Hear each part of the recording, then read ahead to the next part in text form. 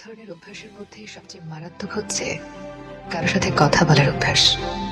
এই অভ্যাসটা দুই একদিনে হয় না, নিয়ম করে রোজ একটু একটু করে কথা হয়, তারপর আস্তে আস্তে মায়া জন্মায়। আর মায়া জন্মাতে জন্মাতে যখন তার নেশায় পরিণত হয়, ঠিক তখনই তা অভ্যাসের রূপ নেয়। এই যে কারোর সাথে কথা বলার যে অভ্যাস আপনার অজান্তেই সৃষ্টি হয়, আপনার ভালো থাকার সম্পূর্ণ নিয়ন্ত্রণ আপনি হারিয়ে ফেলবেন তখন। কথা হওয়ার মুহূর্তে হঠাৎ কথা না হওয়া আপনাকে আরো চরম ডিপ্রেশনে ফেলে দিবে।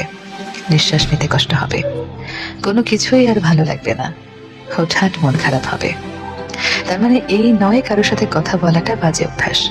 কারোর সাথে কথা বলতে ভালো লাগতেই পারে, কিন্তু তাই বলে যদি সেটা আপনার নিত্যদিনের অভ্যাসে পরিণত হয়, তবে আপনার আর কস্মিন কালেও ভালো থাকাটা হয়ে উঠবে না। কথায় মায়া বাড়ে আর মায়ায় লিখতে থাকে যন্ত্রণা, একাকিত্ব, বিষাদ।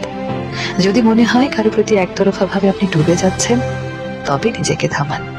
নিজেকে ততটুকুই নিয়ন্ত্রণে রাখুন যতটুকু নিয়ন্ত্রণে রাখলে হুট করে কথা বন্ধ হয়ে গেলেও অন্তত নিজেকে নিঃস্ব মনে হবে না।